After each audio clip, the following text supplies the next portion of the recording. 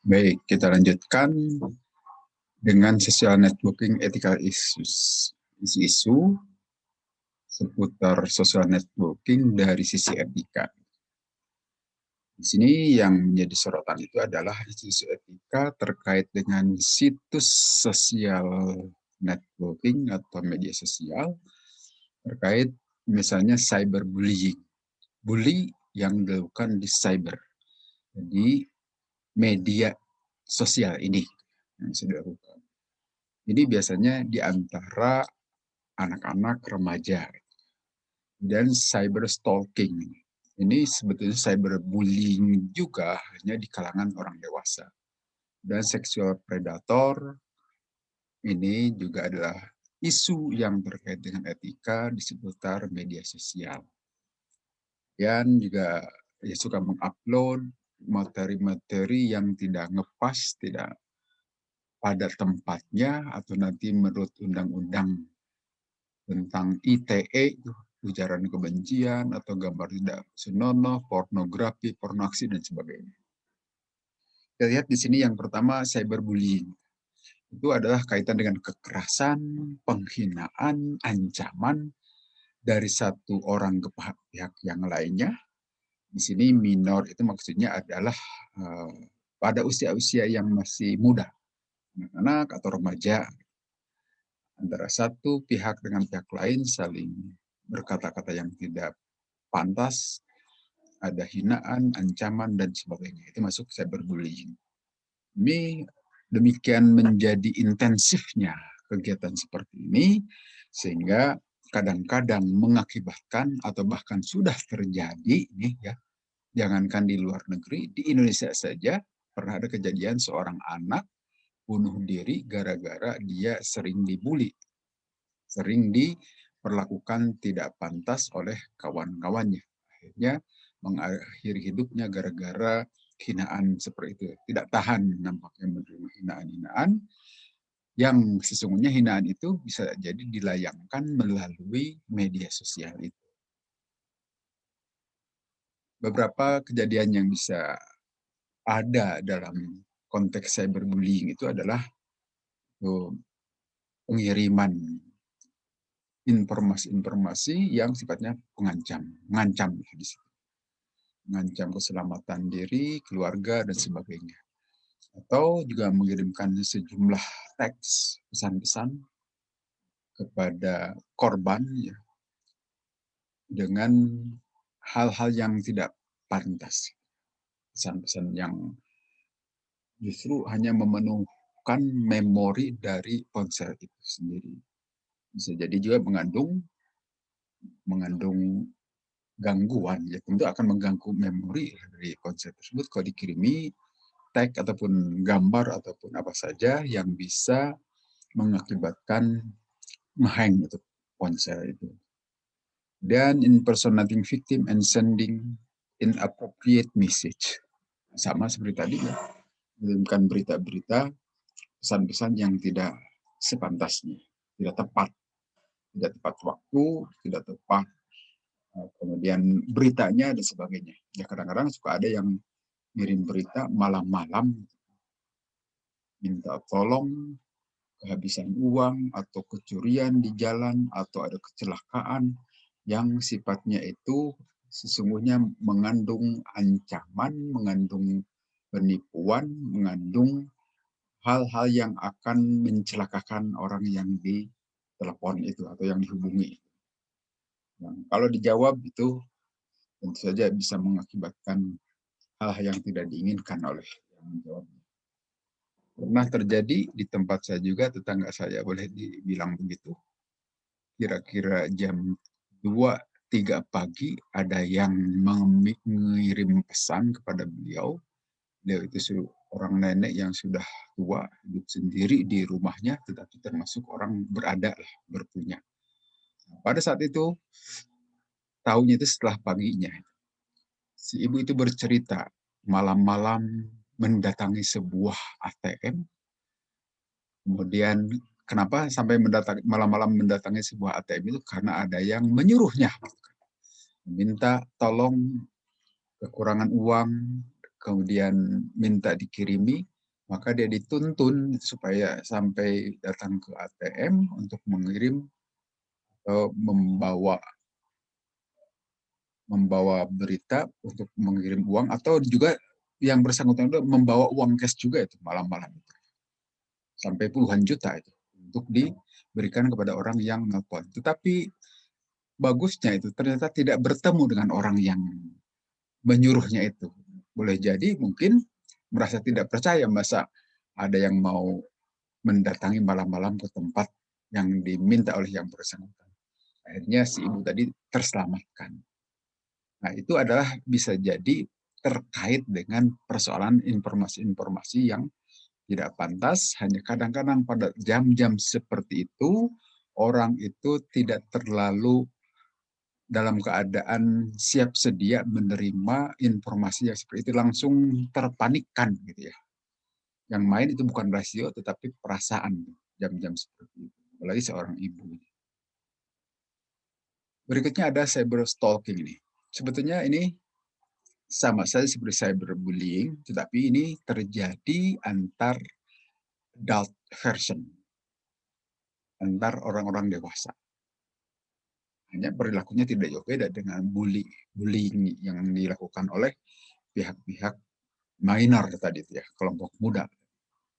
Bisa jadi ini ya itu seperti yang cerita si ibu tadi, itu adalah penyalahgunaan ponsel, memberikan berita yang tidak wajar, tidak pantas disampaikan pada waktu yang begitu orang terbangun, itu pikirannya belum kembali 100%, dalam pengertian rasionya itu tidak bekerja 100%.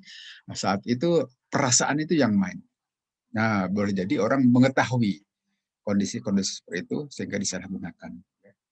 Kemudian threatening atau obscene mail, ya tentu saja ini yang mengandung ancaman melalui email, atau pelanggaran, vandalisme, perusakan peralatan telepon misalnya, telepon umum dan sebagainya ya. Bisa juga dilakukan physical stalking ataupun physical assault. Dalam arti serangan secara fisik akibat awalnya itu dari cyber stalking.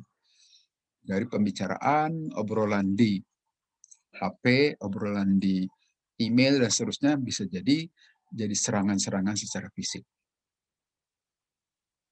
Kemudian kita lihat online virtual world di sini ya. Di sini virtual world is a shared multimedia, computer generated environment in which user represented by avatar. Ini dunia virtual online.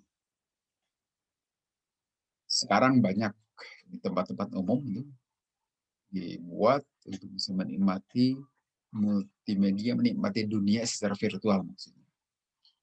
Salah satunya kalau Anda berkunjung ke museum di Gunung Sate itu, yang ada di Gunung Sate, itu menyediakan semacam ini.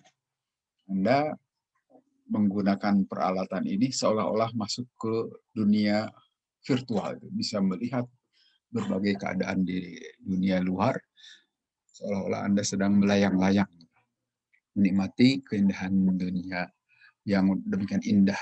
Nah, ini boleh jadi salah satu contoh online virtual world. Itu multimedia, computer generated environment, dan seterusnya ini bisa berupa MMOG, massively multiplayer online game. Sehingga itu adalah bagian dari virtual world, dunia virtual ya, maya. Begitu juga bisa terjadi crime in virtual world. Bisa saja itu. Dalam keadaan kita katakan boleh jadi pada saat menikmati itu, kadang-kadang kita tidak sadar bahwa kita sedang ada di ruang tertutup saat itu. Nah, tetapi perasaan kita seolah-olah sedang belanglang buana kemana-mana, ke angkasa bahkan. Nah, itu bisa, kalau tidak dijaga keamanannya oleh petugas saat itu, nah kita bisa mengalami hal-hal yang tidak diinginkan di sini ya.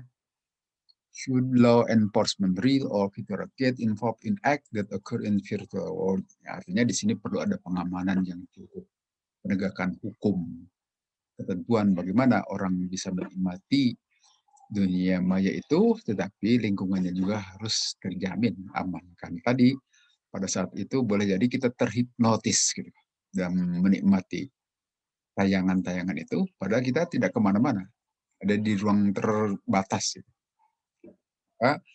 Kriminal itu atau di sini undang-undang kriminal yang terkait dengan virtual world harus can be clearly illegal, such as trafficking in actual drug or stolen credit card. Artinya kemungkinan-kemungkinan seperti ini, kejadian-kejadian trafficking atau penyalahgunaan obat, pencurian kartu kredit dan sebagainya mungkin terjadi kan. Saat itu kita kena jebakan bahwa sesungguhnya itu yang di tangan kita seolah-olah memegang sesuatu, tapi ada yang menyisipkan hal-hal yang membahayakan, maka bisa itu bagian dari kriminal juga. Atau kita kehilangan dompet, di dalamnya ada kartu kredit dan berbagai macam kartu yang kita miliki. Tentu ini harus menjadi hal yang diperhatikan oleh mereka, para penyelenggara hal seperti itu. Jangan terjadi sesuatu torture, kekerasan yang bisa membahayakan. Kemudian educational and business uses of virtual world. Yang memang di satu sisi itu adalah bagian dari penyelenggaraan pendidikan mengenal dunia. Apalagi yang dikenalkan itu katakanlah situs-situs purbakala yang kalau ditempuh secara maya itu melelahkan karena luasnya tempat dan jauhnya jarak untuk menempuh. Dan jelas ongkosnya juga mahal. Maka melalui cara-cara seperti ini itu bisa menghemat. Tetapi nilai pendidikannya bisa diperoleh. Dan dengan serinya ada bisnisnya juga di dalamnya. Ringkasan dari perkuliahan mengenai topik ini itu social networking. Ini tentu saja menciptakan komunitas baru yang sifatnya virtual atau di dunia maya. Dengan fasilitatornya itu adalah internet.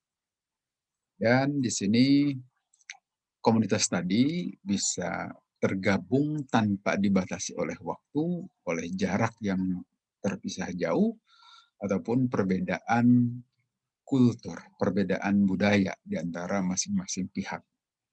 Tentu ini menjadikan wahana untuk berinteraksi satu dengan yang lain yang bisa ada nilai-nilai positif dan juga perlu diperhatikan tidak sedikit negatifnya. Ya, di sini juga orang bisa memanfaatkan untuk kepentingan pengiklanan atau justru hidupnya media sosial itu salah satunya itu adalah berasal dari iklannya. Nah, di sini ada sejumlah strategi yang digunakan oleh media sosial ya dalam memasang iklan. Ada direct, ada juga advertising menggunakan network, pertemanan di sini. Indirect advertising juga bisa melalui grup atau bisa melalui perusahaan yang memiliki itu situs dan juga marketing yang sifatnya viral. Dalam hal ini, employer look at the social net profile of job candidate. Nah, juga bisa memanfaatkan media sosial ini untuk merekrut calon-calon pekerja. Perusahaan bisa belanja karyawan melalui media sosial. Atau untuk mengetahui siapa sesungguhnya mereka yang melamar untuk jadi karyawan, sedikit banyak media sosial bisa memberikan pemberitaan mengenai orang-orang tersebut. Kemudian di sini consumer use social network to share their experience. Ya, seperti tadi bisa berbagi informasi dan sebagainya ya. Tapi juga yang terkait dengan media sosial perlu juga diperhatikan misalnya cyberbullying tadi ya. Bully, stalking juga sama ini untuk di kalangan orang dewasa. Persoalan seksual predator itu juga adalah ekses negatifnya. Atau hal-hal yang tidak senonoh, tidak pantas juga itu kadang-kala dijadikan sebagai muatan dalam sebuah media sosial. Kemudian dunia maya ini ya, secara online itu adalah sebuah simulasi yang berbasis komputer untuk melihat dunia. Bisa secara 3 dimensi ruangan, dan bisa mengkomunikasikan atau bahkan bisa memberikan pendidikan kepada mereka yang mengunjunginya. Itu salah satu cara, tetapi di sisi itu juga perlu diperhatikan keamanan dan juga manfaatnya tentu tidak boleh melenakkan para penyelenggara sampai merugikan para penikmatnya atau para pengunjungnya. Itu saya kira untuk perkuliahan kali ini. Silakan kalau ada yang mau ditanyakan. Sampai di sini dahulu. Terima kasih. Assalamualaikum warahmatullahi wabarakatuh.